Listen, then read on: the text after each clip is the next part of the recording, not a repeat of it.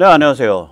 캠페인을 벌려서 우리 자유공화 시민조직이 성장을 하고, 그리고 거기에 윤 대통령이 함께하면 리짜이밍 더블당을 억제하고 국힘도 바로 정돈할 수 있다고 생각을 합니다. 오늘 그 같은 이야기를 좀 모시도록 하겠습니다. 이 4월 4일 헌법개판소 판결 이후 지금 이제 자유공화혁명 시즌2가 시작됐는데, 우리 약점은 뭐냐면 우리가 이제 엄청나게 실망을 하고 또 좌절을 해 있잖아요. 그 속에서 이제 상황을 해석하고 방향을 설정하는데 어려움을 겪고 있죠, 다들. 이럴 때일수록 냉정하고 담대해져야 된다고 생각을 합니다. 고지에서 조망하는 너른 비전을 갖추어야 한다고 생각을 합니다. 저는 우리 자유공화 시민의 전략 과제는 셋이라고 봅니다. 하나는 핵심을 찌르는 캠페인, 그러니까 실천운동이죠. 이거를 통한 조직화, 그리고 윤석열 대통령과의 이신점심 교감과 결합, 그 다음에 대성 전국의 이니셔티브를 통해 국힘 및 국힘 정치인에 대한 후보 포함, 영향력 급증대, 이런 거죠. 여기서 잠시 이제 캠페인과 조직 사이의 그 관계를 좀 살펴보겠습니다. 조직 없이는 캠페인이 없고, 캠페인이 없이는 조직 성장이 없습니다. 공산주의자들은 이제 캠페인을 프락시스라고 부르고, 핵심 조직을 전위 혹은 당이라고 부릅니다. 참여연대는 예를 들어서 삼성 때려잡기라는 캠페인을 통해 조직을 만들었고, 이를 확대해서 천문학적 자금을 모았으며, 이 흐름은 김경률, 한동훈까지 이어졌습니다. 한동훈이가 처음에 여기 등장할 때 나 그 진짜 마음에 안 들던데, 이정재랑 같이 고깃집에서 고기 먹는 거 사진 공개하는 걸로 등장을 했잖아요. 근데 이정재는 삼성 이 회장의 전 부인의 절친이죠. 그러니까 메시지가 좀 너무 야비하잖아. 예. 그러나 조직 캠페인 이 두 개가 맞물린 이 세트는 공산주의자 혹은 좌파의 전유물이 아니죠. 우남 이승만 대통령은 조기 건국, 이게 이제 반탁운동, 단독 정부 수립 이런 거죠. 캠페인을 통해, 조기 건국이라는 캠페인을 통해 조직을 만들고, 그때 조직이 이제 독립촉성국민회의 이런 거죠. 그리고 전국을 주도했습니다. 박정희는 경제발전 캠페인을 통해 정치적 정통성, 쿠데타를 하니까 레지티머시, 정통성이 없죠. 이거로 경제발전 캠페인을 통해 정통성을 확보하고 영웅적 리더십을 발휘했죠. 그런데 이제 캠페인이라는 건 가만히 보면 테마예요. 테마가 있어야 돼요. 주제가 있어야 되죠. 우남 이승만 경우에는 조기 건국이 테마죠. 또 우남 이승만은 6.25 때는 이제 멸공, 북진 통일, 그러니까 군사침략 물리치자, 이게 테마죠. 박정희는 경제 발전이 테마죠. 테마가 훌륭하면 캠페인이 훌륭해집니다. 예, 캠페인이 훌륭하면 조직이 급성장합니다. 그러면 우리가 이제 어떤 캠페인을 통해서 자유공화 시민 조직이 급성장하면 무슨 일이 벌어질까? 이렇게 좀 생각을 해볼 필요가 있어요. 자유공화 시민 조직이 커지면 무슨 일이 일어날까요? 전국 30만, 50만, 100만, 200만의 상당 수준의 그 활동력이 있는 사람들이 조직화될 수 있다면, 개발될 수 있다면 무슨 일이 벌어질까요? 먼저 여기서 잠시 세대탈출 자유구동료 부탁 말씀 좀 올리고 말씀 이어가도록 하겠습니다. 아시다시피 세대탈출은 광고가 잘 붙지 않습니다. 붙더라도 천천히 붙는 경향이 있습니다. 도와주시면 보다 좋은 컨텐츠로 찾아뵙는 데 커다란 힘이 되겠습니다. 감사합니다. 저는 이제 중광역이라는 걸 좀 생각을 많이 합니다. 예. 인구 100만 지역 사회를 중광역이라고 이름을 한번 해보죠. 이건 이제 국회의원 선거구로 나타낸 것 같은데, 이거보다 훨씬 작죠. 전국에 한 50여 개 중광역으로 설정이 되죠. 인구 100만을 생각을 해보면, 이 50만 자유공화 시민이 조직화되면 중광역 하나에 평균 10,000명이 되죠. 그냥 이름 올린 10,000명이 아니고 적극적 활동 참여 의지를 가진 10,000명이 돼야 돼요. 전국 100만이면 중광역 하나에 2만 정도 되죠. 전국이 200만이면 중광역 하나에 4만 명입니다. 인구 100만 중광역 하나에 평균 10,000에서 4만, 상당 수준의 활동 참여 의지를 가진 자유공화 시민이 조직화되면 세상 뒤집어집니다. 국회 독재 무너져요. 농담 삼아서 말하자면 리짜이밍도 전향해서 착해질 지경입니다. 그러면 이러한 조직의 이런 급성장을 위한 지금 이 시점에 아주 절실한 캠페인이 뭘까요? 어떤 캠페인 테마가 좋을까요? 공명선거입니다.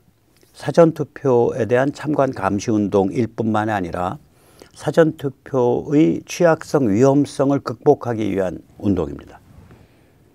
그럼 이제 백날 해봐도 소용없어. 법 바꾸지 않으면 소용없어. 이런 얘기가 나와요. 우리 한 두어 번 해봤으니까. 그런 패배주의적 절망에 빠져서 허우적되면 반드시 패배합니다.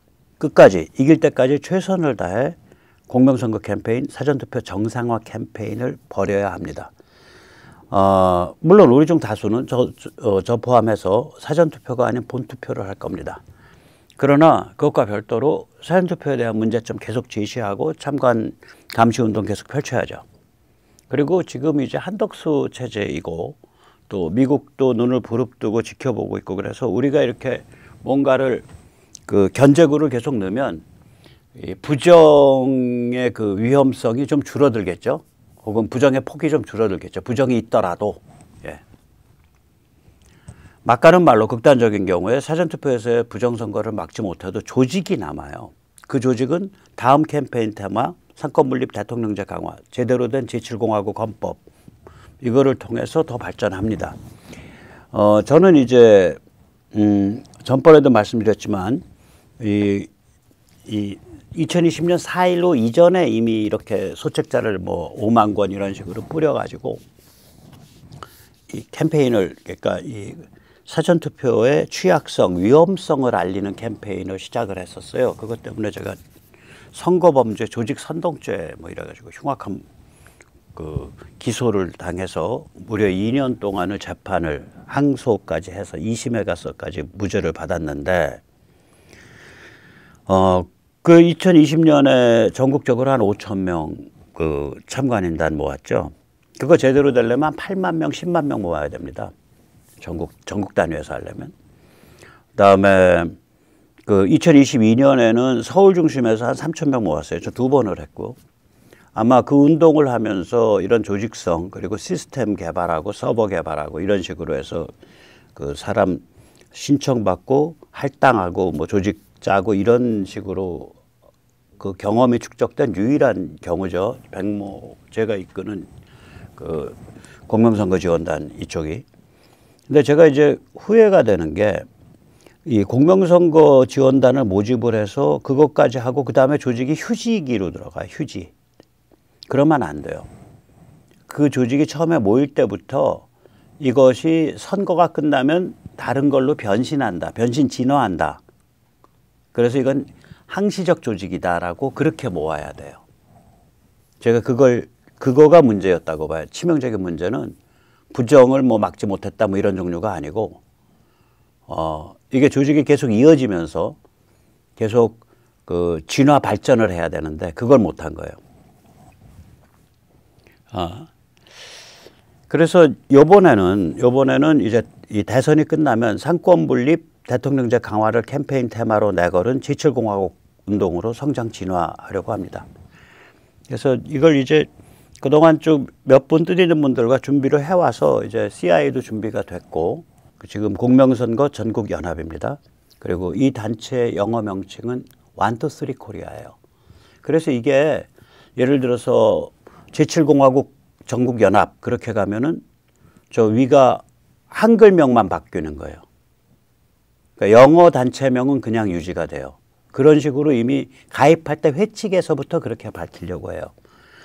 자, 그런데 이제 공명선거 전국연합이 이게 만약에 10만 뭐 이렇게 간다. 이제 그러니까 4월 한 말쯤에.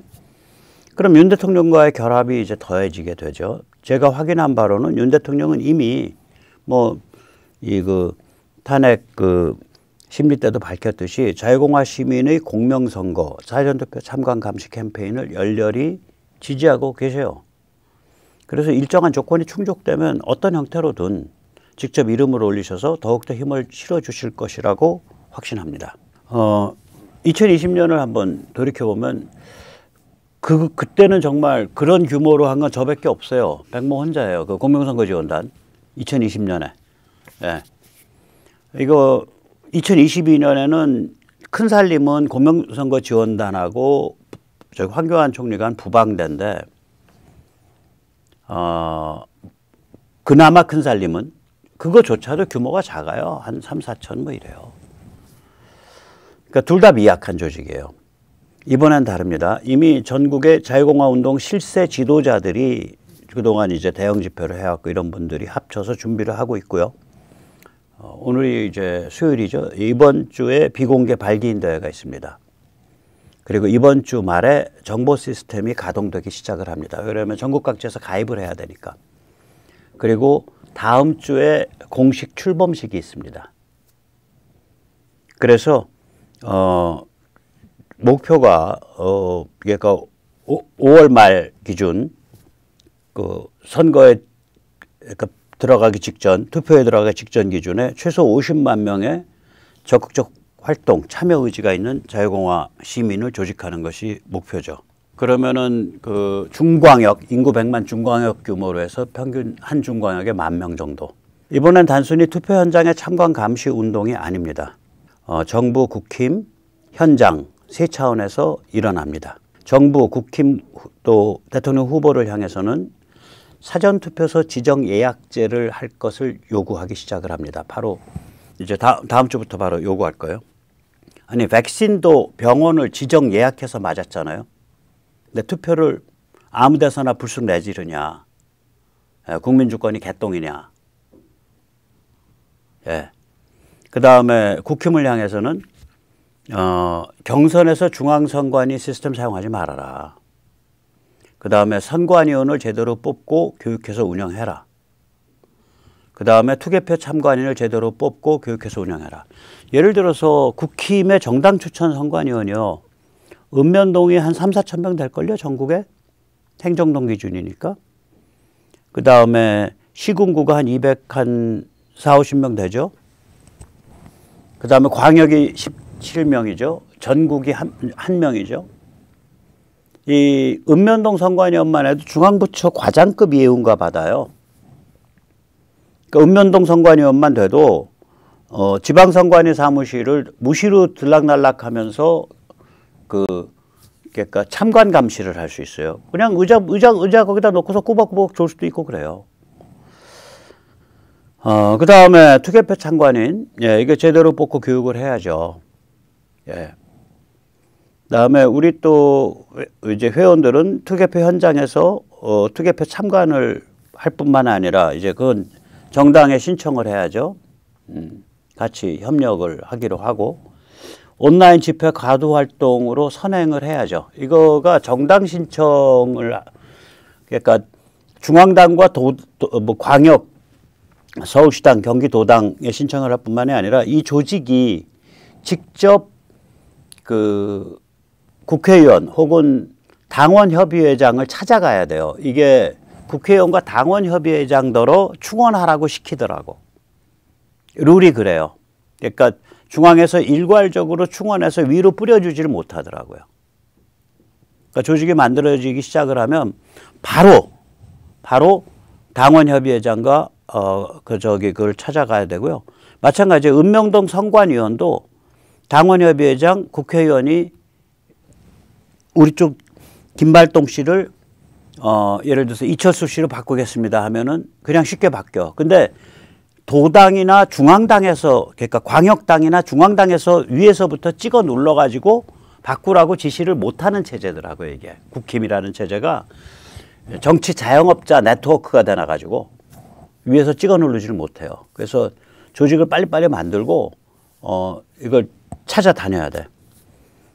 그 다음에 홍보를 위한 집회 및 가두 활동 당연히 그 전번에 규모가 안 돼서 집회 못했죠. 근데 뭐 예를 들어서 4, 5만 명이 집회를 한다. 서울에서 2, 3만 명 모여서 집회를 한다.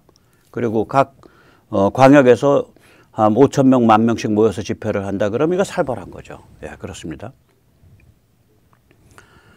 그래서 뭐 아직은 시스템이 안 떴으니까 그 백모@백모.net에 혹시 좀 나 빨리 좀 이거 뭐 좀 참여 의사 밝히고 싶어 하시는 분은 성함, 연락처, 주소 상세 적지 마세요. 읍면동까지 적으시면 돼요. 적어서 보내주시기 바랍니다. 예, 그리고 이것 때문에 이번 주에도 호국단 집회 없습니다. 그러니까 저 권영세 사퇴 촉구 집회 없습니다. 예. 여기서 잠시 사전투표소 지정 예약제에 대해서 말씀드립니다. 지금 사전투표는 종이 투표지로 위장된 전자투표입니다. 이게 무슨 얘기냐 이 얘기입니다. 전자투표의 본질은 뭐냐면 중앙서버 실시간 통신에 기반한 아불투표예요. 아무데서나 불쑥. 개가 동 지르듯이 동 내지르듯이. 개가 동 내지를 때 산보시키다 보면 아무데서나 불쑥 내지르잖아. 그러니까 주권이 개똥이냐 이거지. 이게 전자투표의 본질이에요. 그러면 전자투표하고 지금 현재 한국의 사전투표 차이점은 뭐냐? 전자투표는 키오스크 타치스크린이고 사전투표는 종이죠. 그 차이밖에 없어. 근데 이렇게 되면 무슨 얘기가 되냐면 투표 전 과정, 이걸 체인 오브 카스터디라 그래요. 투표 전 과정 신뢰성. 그러니까 신뢰성 연결고리, 신뢰성 연결 사슬 이렇게 얘기하면 돼요. 그러니까 이게 예를 들어서 선거인 명부 작성 때 이게 정확했냐? 투표자가 들어왔을 때 신원 확인이 정확했냐? 투표자한테 제대로 된 투표지를 줬냐? 그래서 투표가 비밀리에 이루어졌냐? 그것이 사전투표 같으면 그것이 관내와 관외로 정확히 구분돼서 이제 그 다음에 전달됐냐? 뭐 이런 것들이죠. 이 참관, 대조, 감시할 수 없는 불투명한 제도예요, 이게. 그리고 이거요. 지금처럼 할 게 아니라 개표도 광역 단위에서 이렇게 집중시켜서 해야 돼요. 광역 단위로 집중시키면 택배로 운송할 필요가 없잖아. 지방선관위에서 예를 들어서 전남 장흥 선관위에서 도청이 어디 있나? 나주에 있나? 요새? 나주 도청까지만 가면 되니까. 직접 가죠. 경찰 에스코트 세워서. 그래서 이 동선이 짧아지고 그러니까 경찰 에스코트를 받아서 중간에 이 뭔지 모르는 요번에 여기는 안 넣었어요. 그러니까 광역 분산 개표 둘만 요구하고 뭐 더 하면은 무슨 그 선거 관리관 날인 뭐 이렇게 해서 한 서너 가지 하면 되는데 제일 중요한 거는 제일 첫 단계는 뭐냐면 사전투표소 지정 예약제입니다. 사전투표소를 지정 예약을 하면 각 사전투표소별로 선거인 명부가 확정돼 있어요. 그리고 좀 더 뭐 찬스를 준다면 노쇼 지정 예약해놓고 투표 안 한 사람은 자동으로 그게 본투표에 리스트 나타나면 되잖아요. 그 다음에 이걸 왜 해야 되냐. 국민 분열이 지금 극심하잖아요. 대한항공 그 기장 부기장 호주에서 그 비행기 이륙 기다리면서 주먹 다짐해가지고 현장에서 경찰 갔잖아. 그 탄핵에 대해서 의견이 갈려서. 그러니까 국민들이 극심한 어떤 좌절감과 분노를 느끼고 있는 상태고 분열되어 있는 상태거든요. 그러면 부정선거가 자행됐던 안 됐던 또 누가 이겼던 사실상의 정치 내전이 유발되거나 악화돼요. 이게 투표가. 그래서 이런 명분, 이런 이유가 있기 때문에 이번에 사전투표를 굉장히 잘 관리해야 된다고. 첫째는 지금 현재는 종이투표로 위장된 전자투표다. 그 다음에 중앙서버 실시간 통신에 기반한 아무데서나 불쑥 아불투표다. 투개표 전 과정을 참관, 대조, 감시할 수 없는 그 불투명성이 있다. 사실상의 정치 내전을 유발 약화한다. 그 다음에 이게 뭐냐면 사전투표소 지정 예약제라든지 아까 그 광역 개표 이거는 오히려 법규랑 좀 걸려요. 법규가 그건 고쳐야 돼요. 법을 고쳐야 될 수가 있어요. 법에 보면 그 해당 지역 선관위에서 하게 되는데 요번에 그건 못 고치더라도 사전투표소 지정 예약제는 이건 법을 안 고치고 할 수가 있어요. 이거는 대통령 시행령이나 혹은 선관위 규칙 개선으로 충분히 가능하다. 이렇게 지금 검토가 나오고 있거든요. 또 대선이 끝나고 난 다음에는 공명선거 정규연합은 해산되질 않고 상권분립 대통령 수호 강화 운동이라는 걸로 해서 우리말 단체명이 바뀌어요. 이미 받을 때 그렇게 그 회원가입할 때 이런 사정을 다 얘기하고 이게 영속적으로 이어지는 그런 단체다라는 걸. 예. 그래서 상권분립 대통령제가 강화된 제7공화국 헌법을 관철시킨 다음에는 뭐 해체되는 게 아니라 캠페인 테마가 계속 변화하면서 조직이 이어지죠. 그래서 자유공화 시민의 참여 활동을 위한 영속적 플랫폼으로서 지금 생각을 하고 있습니다.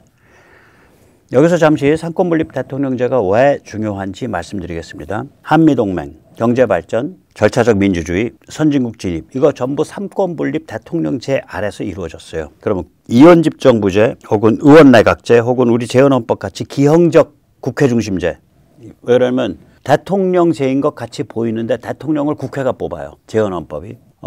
그러면 그 재헌헌법 그렇게 만들어놨고 꼴이 뭐가 되냐. 530 총선에서 국회가 붕괴돼 버렸다고요. 국회 중심제인데 국회가 붕괴돼. 그러면 수습이 안 되잖아. 그 다음에 4.19 이후 그러니까 530 총선에 의한 국회 붕괴 위기. 그 다음에 4.19 1년 동안의 국가 마비 위기는 모두 국회 중심 헌법 체제에서 일어났어요. 지금 우원식이 뭐 권영세 떠드는 거 보면 기도 안 차는 게 정말 기도 안 찹니다. 이승만 대통령 하야가 4월 26일이었는데 이자들이 5월 10일인가 5월 11일 날 개헌안을 올려서 6월 15일 날 개헌을 해요. 그러니까 국가를 어떻게 수습할 거냐에는 관심이 없어. 국회 중심 체제를 어떻게 강화하고 만들 거냐 여기에 관심 있는 거야. 지금 권영세 그 우원식이가 떠드는 개헌도 그거랑 다를 게 없어요. 대통령 선거와 그 의원 선거가 이렇게 그 맞물려 있어야 서로 견제가 되기가 쉽거든요. 중간 평가라는 그런 의미가 주어지니까 중간 평가라는 의미가 주어져. 지방 선거랑 의원 선거가 이렇게 빗갈려 있잖아. 2년 터울 두고. 대통령 임기로 지금처럼 5년 단임을 가면 싱크는 20년에 한 번밖에 안 일어나요. 항상 중간평가 성향이 있다고. 대통령 선거에 대한 중간평가가 국회의원 선거고 국회의원 선거에 대한 중간평가가 대통령 선거고 이렇게 돼야 뭐가 좀 돼요. 근데 이걸 싱크 시켜놓자 그러잖아요 지금. 이거 뭐예요? 다음번에 바로 국회 중심으로 들어가겠다는 거야. 그러니까 아주 악랄해요. 지금 얘들 그 아이디어 쓰는 거 보면 이 국회 중심 헌법 체제에서 일어났어요. 이런 국가 위기가 전부. 게다가 지금은 친중 카르텔이 지배하고 있는 국회 독재가 자행되고 있는 상태죠. 그러니까 이른바 지방분권, 그다음에 국회 권력을 강화하는 거 이거는 대한민국 자살 소동에 지나지 않습니다. 제가 이거 한번 말씀드렸는데요. 우리나라 지금 국회 독재 첫째는 국회의원 불체포 특권 이거 아주 부끄러운 일입니다. 1948년 재헌의회 재헌헌법서부터 지금까지 77년 동안 극악무도한 겁니다. 우리로 치면 현행범이 아니면 그 회기 중일 땐 국회 동의가 있어야 돼요. 다시 말하자면 연쇄살인범인지 뻔히 알아. 저거 어젯밤에 뺑소니 살인한 건지 뻔히 알아. 근데 체포를 못해요. 간첩인지 뻔히 알아. 체포 못해요. 현행범이 아니면. 내란 음모하고 있는지 뻔히 알아. 현행범이 아니니까 체포 못해요. 영국과 미국은요. 불체포 특권이 있는 것처럼 보여요. 미국 헌법 1조 6절 보면. 네. 뭐 우리랑 달리 그래도 불체포 특권이 성립 안 한다는 조건을 3개를 꼽아요. 반역, 중범죄, 그리고 평화 위반, 평화 교란. 그러면 반역과 중범죄는 뭔지 알아? 걔들 말하는 중범죄는 뭐 살인, 강간, 뭐 이런 거 다 들어가요. 웬만한 거 다 중범죄야, 걔들. 예. 그럼 그러니까 뭐 예를 들어서 횡령도 중범죄예요, 얘들. 횡령 중범죄예요. 우리로 치면 배임 같은 것도 중범죄야. 그러니까 다 잡아간다는 거야. 근데 평화 위반이 이게 또 황당한 거라 breach of the peace. 이게 모든 형사를 다 커버해요. 그러니까 다시 말하자면 민사인 경우만 불체포 특권이야. 여기 confining the parliamentary privilege exclusively to arrests in civil cases. civil case가 민사거든요. 민사도 체포가 있어요. 그럴 수가 있어요. 벌금을 못 낼 처지에 있는 사람한테 노역을 명령을 했는데 노역 노역형 살으려고 교도소에 안 와. 그럼 끌어와야지. 그럼 이건 민사에 의한 체포예요. 그러니까 미국, 영국과는 비교할 수가 없어요. 우리는 세계 유일의 황제 특권이에요. 이거 없어져야 됩니다. 둘째, 국회 독재를 방지하기 위한 장치가 우리 헌법에 지금 하나도 없어요. 예. 그래서 지금은 개헌을 떠드는 한동훈, 권영세, 권성동, 오세훈, 우원식 등을 저는 규탄을 하죠. 그 개헌을 얘기를 하려면 이자들은 마땅히 불체포특권 제거와 국회 독재 방지를 위한 개헌 논의가 돼야지, 불체포특권 제거와 국회 독재 방지를 외면한 개헌 논의는 사기판이에요. 게다가 지방분권 및 국회 중심 헌법은 중국식 민주로 전락하는 지름길이죠. 대한민국을 약화시키니까. 예, 이제 자유공화 시민이 조직화되어 윤 대통령과 융합해서 정치개혁에 나서야 합니다. 사전투표에서 싸우고, 더불당 이재명에 대해서 싸우고, 헌법에 관해서 싸우고, 국힘을 바로정돈하러 싸워야 됩니다. 그 첫 캠페인 테마는 공명선거, 즉 사전투표의 위험성, 취약성 극복 캠페인입니다. 두 번째 캠페인 테마는 상권분립 대통령제를 강화한 제7공화국 헌법입니다. 네, 오늘 여기까지 모시겠습니다. 감사합니다.